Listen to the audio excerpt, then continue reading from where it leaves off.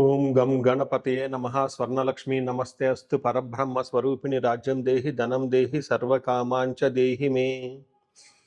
గణపతి మనందరికీ మంచి బుద్ధిని సిద్ధిని సక్సెస్ ఇవ్వాలని చెప్పేసి కోరుకుంటూ, స్వర్ణలక్ష్మి అమ్మవారు మన అందరికీ చక్కగా బ్రహ్మ జ్ఞానాన్ని కలిగించాలని, తద్వారా మనం ప్రతిదాన్ని శోభాయమానంగా చూస్తూ ఎప్పుడు మనకి దుఃఖం అనేది లేకుండా ఉండాలని చెప్పేసి, ఎప్పుడు ఆనందభరితంగా ఉండాలని చెప్పేసి అమ్మవారిని కోరుకుంటూ, అమ్మవారిని అలానే మనందరికీ చక్కగా సమృద్ధిగా ధనాన్ని ఇవ్వాలని చెప్పేసి, భాగ్యాన్ని ఇవ్వాలని చెప్పేసి కోరుకుంటూ, అంతేకాకుండా మనందరికీ రాజ్యం ఖచ్చితంగా ఒక అథారిటీ, పవరు, స్టేటస్, ఒక దర్పం అవన్నీ మనకు అమ్మవారు ఇవ్వాలని చెప్పేసి కోరుకుంటూ, వీటితో పాటుగా సర్వకామార్థ సిద్ధి, మన మనసులో అనుకున్న ముఖ్యమైన కోరికలన్నీ చక్కగా నెరవేరాలని చెప్పేసి అమ్మవారిని మనం కోరుకుందాం.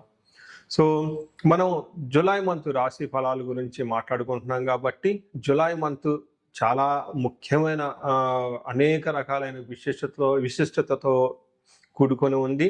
ఇందులో మనం కొన్ని ముఖ్యంగా చర్చించుకుందాం. ఒకటి, ఈ మాసం వచ్చేటప్పటికి ఫస్ట్ 15 డేస్ నిజ జ్యేష్ఠ మాసంతో ఉంటుంది, తర్వాత ఆషాఢ మాసంతో ఉంటుంది. ఈ జ్యేష్ఠ మాసంలో చాలా వరకు పెళ్ళిళ్ళు, ముఖ్యమైన కార్యక్రమాలు ఉన్నాయి. వీటితో పాటుగా ఎప్పుడైతే ఆషాఢ మాసం స్టార్ట్ అవుతుందో, ఇందులో చాలా చాలా ముఖ్యమైన పనులు అయితే ఖచ్చితంగా ఉన్నాయండి. ఒకటి మనం చూసుకుంటే, గురుమూఢమి స్టార్ట్ అవుతుంది. ఎప్పుడైతే గురుమూఢం స్టార్ట్ అవుతుందో, ఈ గురుమూఢమి మనకి జూలై 15 నుంచి ఆగస్టు 13 వరకు ఉంది. ఈ డేట్స్లో మనకి వివాహాలు కానివ్వండి, గృహ ప్రవేశాలు లాంటివి శుభకార్యాలు ఎక్కువగా చేయరు. అది ఒకసారి గమనించవలసిందిగా కోరుతున్నాను. వీటితో పాటుగా మనకి ఇంకొక ముఖ్యమైనది ఏమవుతుందంటే, మనకి దక్షిణాయనం స్టార్ట్ అవుతుంది 17వ తారీఖు నుంచి. అక్కడ నుంచి ఇప్పటిదాకా ఉన్న ఉత్తరాయణం కంప్లీట్ అయిపోయి దక్షిణాయనం స్టార్ట్ అవుతుందని గమనించాలి. తర్వాత 25వ తారీఖున మనకి తొలి ఏకాదశి స్టార్ట్ అవుతుంది. దానికి ముందుగా చాతుర్మాస వ్రతం అని చెప్పేసి 4 మాసాలు ముఖ్యమైన మాసాలుగా చాతుర్మాస వ్రతం కూడా ఇందులోనే స్టార్ట్ అవుతుంది. ఇంకొకటి లాస్ట్ అండ్ ఫోర్మోస్ట్ ఇంపార్టెంట్, ఈ నెల 26వ తారీఖు నుంచి ఈ 14వ తారీఖు నుంచి 22వ తారీఖు వరకు మనకి మనకి ఆషాఢ నవరాత్రులు అని చెప్తారు. వీటిని ఏమంటారు? గుప్త నవరాత్రులు అంటారు, లేకుంటే వారాహి నవరాత్రులు అని చెప్పేసి చేస్తూ అంటారు. ఈ నవరాత్రులు కూడా ఎంతో విశిష్టత కలిగి ఉంది. పర్సనల్గా ఈ 9 రోజులు నేను కూడా చక్కగా సింపుల్గా చేస్తాను, పెద్ద పెద్ద హడావుడిగా చేయకుండా. ఇలా చేసుకునే వాళ్ళందరికీ ఎంతో బాగా ఉపయోగకరంగా ఉంటుంది. లాస్ట్లో ఈ మంత్ మనకి గురు పూర్ణిమతో ఈ మాసం అనేది పూర్తి అవుతుంది. ఇన్ని రకాల విశిష్టత కలిగిన ఈ మాసంలో జ్యోతిష శాస్త్రం ప్రకారంగా కూడాను 3 ముఖ్యమైన గ్రహాలు మారుతూ ఉన్నాయన్నమాట. ఆ గ్రహాలు మనం ఏంటో చూసుకుంటే, జూలైలో 4వ తారీఖు, 7వ తారీఖు, 16వ తారీఖు, 21వ తారీఖు, ఇలా జూన్ అంటే 3 గ్రహాలు మారుతున్నాయి. ఈ మారే గ్రహాల్లో శుక్రుడు, బుధుడు, సూర్యుడు గ్రహాలు కూడా ఉన్నాయి. 4వ తారీఖు వచ్చేటప్పటికి శుక్రుడు, బుధుడు వచ్చి 7వ తారీఖు, 16వ తారీఖు సూర్య భగవానుడు మారుతూ ఉన్నారనమాట. ఈ యొక్క 3 గ్రహాల యొక్క ప్రభావం మనకి జూలై మంత్లో ఎలా ఉండబోతుందో మనం తెలుసుకుందాం. తులారాశి జూలై మంత్లో చూస్తే చాలా బెటర్గా ఉంది అని మనం చెప్పుకోవచ్చు. ఇంతకుముందు ఉన్న 2-3 మాసాలతో కంపేర్ చేస్తే ఈ మాసం చాలా బాగుంటుందని తెలుసుకోవచ్చు. ముఖ్యంగా ఎవరైతే జాబుల గురించి వెయిట్ చేస్తూ ఉన్నారో వాళ్ళకి జాబులు వచ్చే అవకాశం ఎక్కువగా ఉంటుంది. ప్రమోషన్స్ గురించి చూస్తున్న వాళ్ళకి ప్రమోషన్స్ వచ్చే అవకాశం ఎక్కువగా ఉంటుంది. రాజకీయ నాయకులు కానివ్వండి, లేదంటే బ్యూరోక్రాట్స్, సీనియర్ గవర్నమెంట్ అధికారులు ఎవరైతే ఉన్నారో వాళ్ళకి కూడాను మంచి అవకాశాలు, ప్రమోషన్స్ వచ్చే అవకాశం ఎక్కువగా ఉంటుంది. ఈవెన్ మూవీ డైరెక్టర్స్ కానివ్వండి, లేదంటే ఇన్ఫ్లుయెన్షియల్ పీపుల్, లీడర్షిప్, నాయకత్వ బాధ్యతలు కలిగిన వాళ్ళంతా కూడా చాలా ఉన్నతంగా ఉంటుందని మీరు గమనించాలి. డీటెయిల్స్ తెలుసుకునే ముందు ఈ రాశిలో ఉన్న నక్షత్రాలు చూసుకుంటే, ఇందులో ఉన్న నక్షత్రాలు చిత్త 3-4 పాదాలు, స్వాతి 1, 2, 3, 4 పాదాలు, విశాఖ 1, 2, 3 పాదాలంతా మనకి ఈ రాశిలో ఉంటారని గమనించాలి. పేరు బలం బట్టి చూసుకుంటే రా, రీ, రూ, రో, రో, తా, తీ, తూ, తే, తో, తే అన్న అక్షరాలంతా కూడా ఇందులో ఉంటారని మీరు గమనించాలి. మనం లఘు గోచారం, సూక్ష్మ గోచారం ప్రకారం చూసుకుంటే, ఇందులో మన మహర్షులు 4 మాటల్లో టోటల్ మంత్ అంతా ఎలా ఉందో మనకు చెప్పడం జరిగింది. దాన్ని క్రియాఫలం, మృతిం, విఘ్నం, అభయం అని చెప్తారు. అంటే క్రియాఫలం అంటే ఏదైనా పని చేస్తే ఈ మంత్లో దానికి శ్రమకు తగ్గ ఫలితం ఉంటుందని గమనించుకోవాలి. తర్వాత అభయప్రదంగా ఉంటుంది.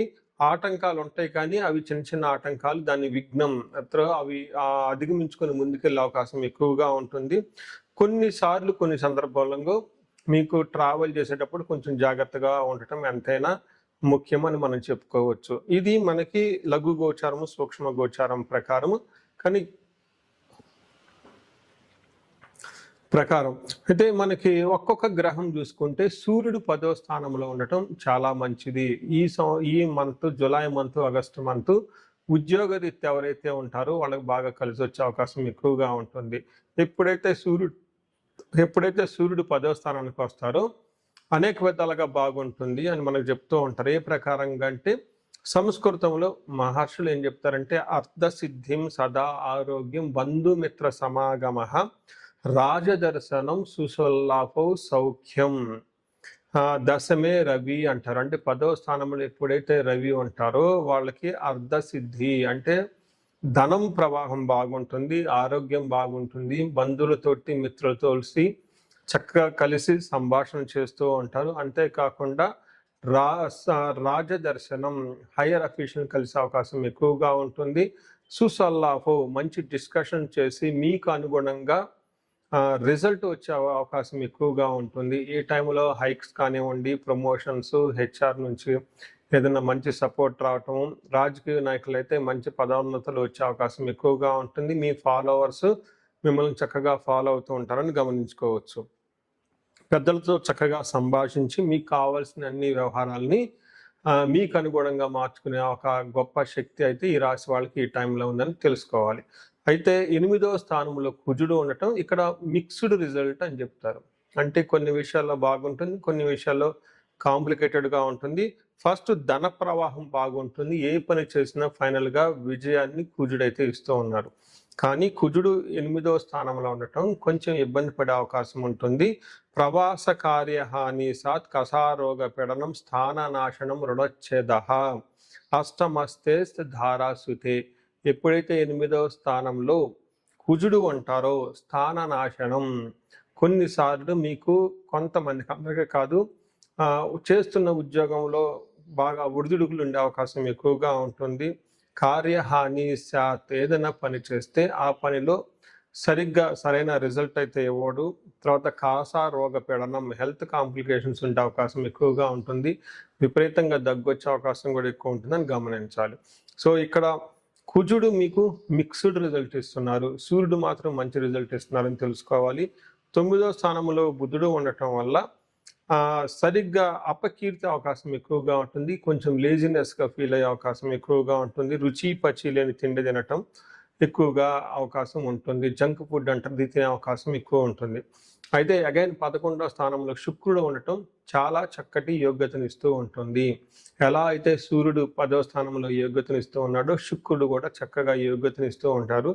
శుక్రుడు ఎప్పుడైతే 11వ స్థానంలో ఉంటారో వీళ్ళకి పుష్టిం కాంతి తదా కీర్తి ఇష్టకార్యార్థ సాధనం క్షీరాన్నం భోజనాన్ కుర్యా చుక్రే ఏకాదశే ఫలం అంటారు. అంటే ఏకాదశిలో శుక్రుడు ఎప్పుడైతే ఉంటారో వాళ్ళకి పుష్టిం కాంతిం, శారీరకంగా చాలా పుష్టిగా ఉంటారు, ఫేస్ అంతా చాలా బ్రైట్గా ఉంటుంది.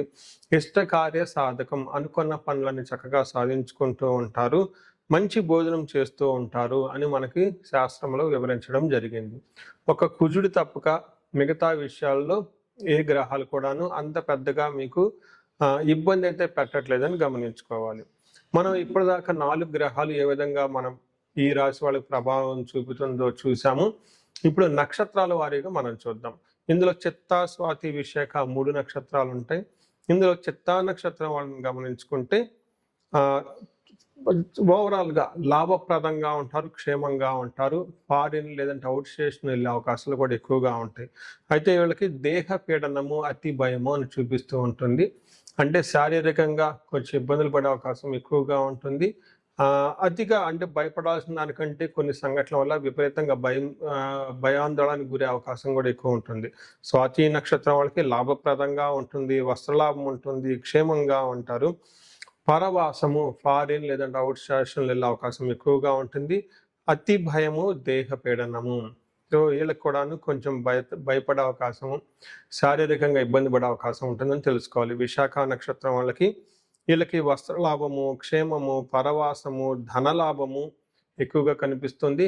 ఈ అదర్ సైడ్లో ధనహీనత, దారిద్ర్యము, దేహపీడనము, ఫైనాన్షియల్గా క్రైసిస్ ఉంటుంది. దీంతో పాటు దేహపీడనం, శారీరకంగా కొంచెం ఇబ్బందులు పడే అవకాశం ఉంటుంది.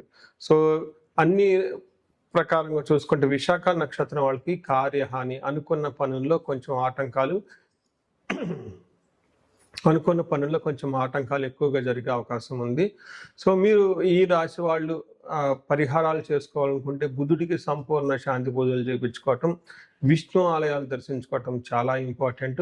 వీటితో పాటుగా కుజుడు సుబ్రహ్మణ్యేశ్వర స్వామిని స్తోత్రం చేయటం, లేదంటే గ్రామ దేవతలను పూజించటం, క్షేత్రపాలకులను పూజించడం చాలా ఉత్తమం. ఇంతేకాకుండా కుజుడికి సంపూర్ణమైన శాంతి పూజలు చేయించుకున్నా కానీ చాలా బాగుంటుంది.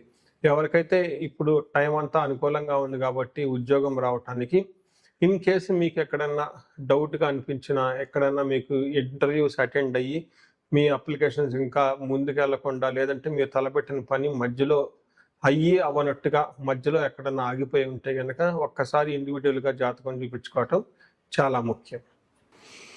పరిహారాల్లో భాగంగా ఈ రాశి వాళ్ళు ముఖ్యంగా నేనేం చెప్తానంటేనండి, ఇది గోచార రీత్యం, అంటే గోచార ఫలితాలు అని చెప్తూ ఉంటారు.